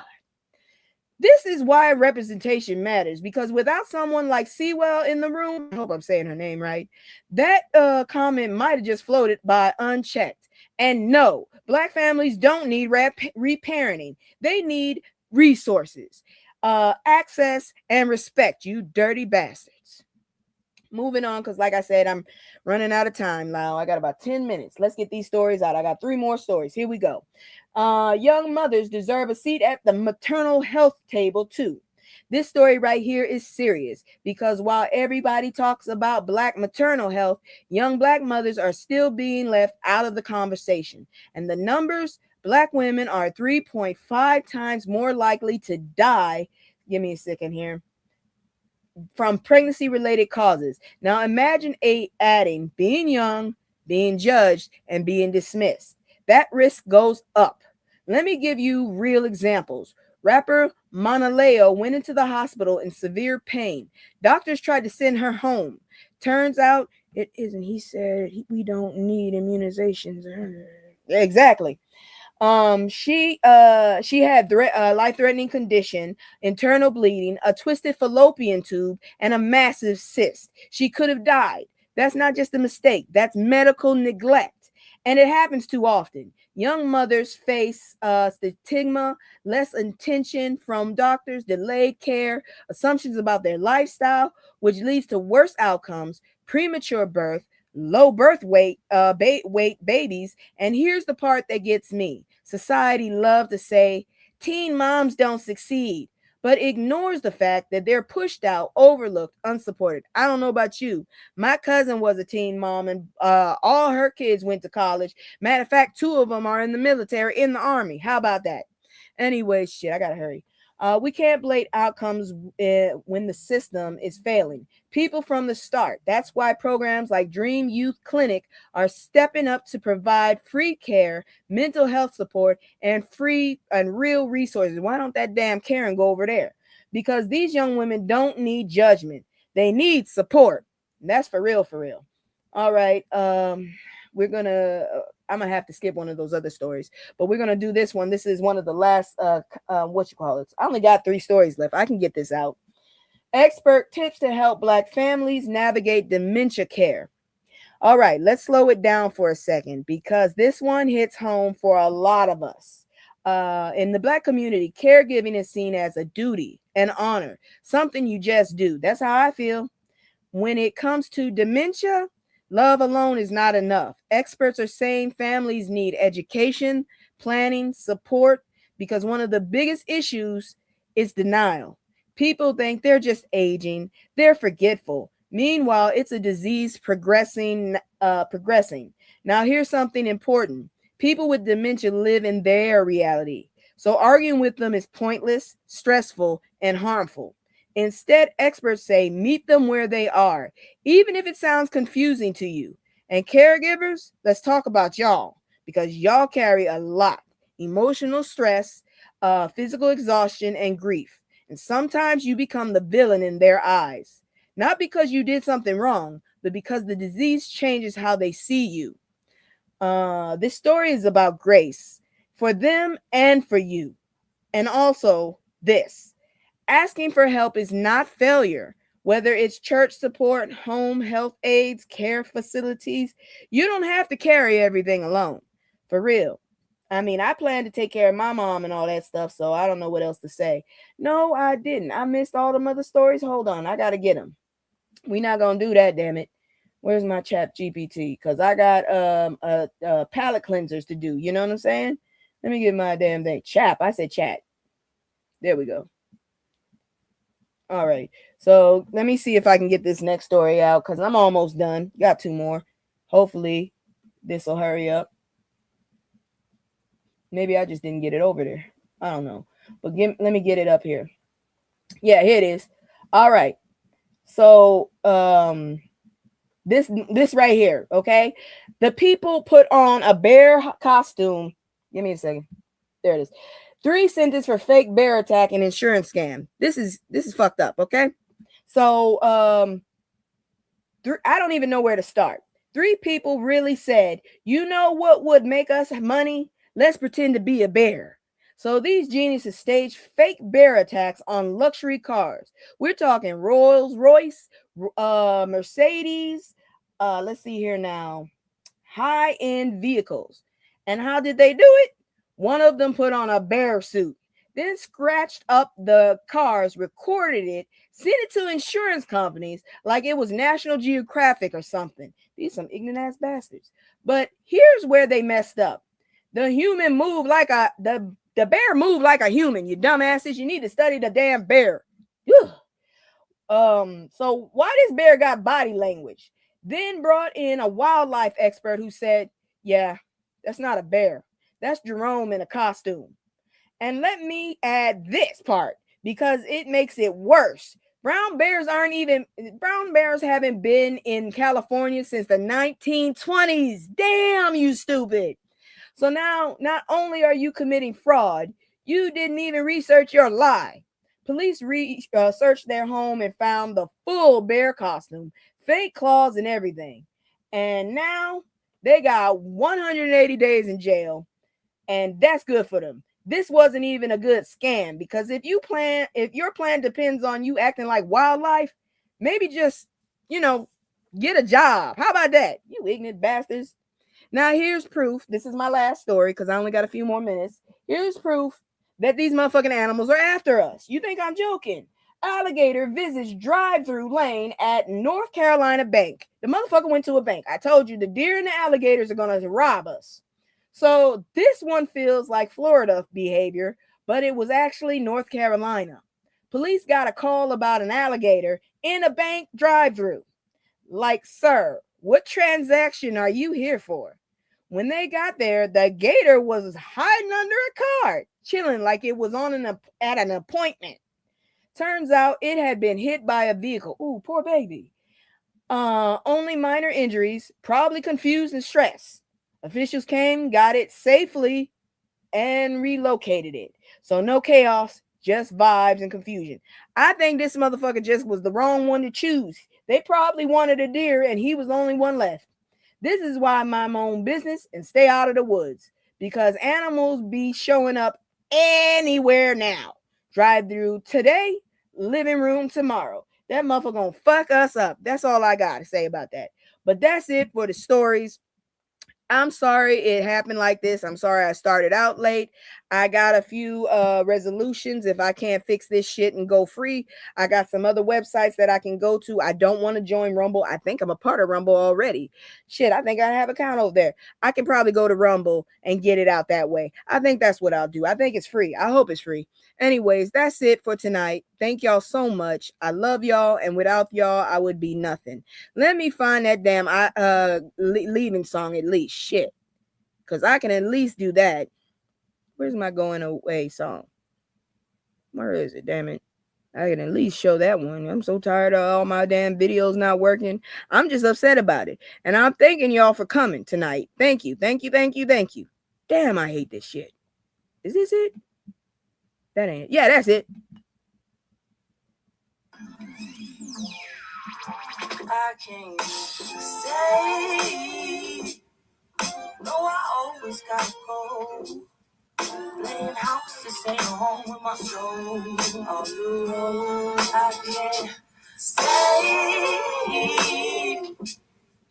No, I always gotta go. Playing house, this ain't home with my soul. On the road, I can't stay. No, I always gotta go. Playing house, this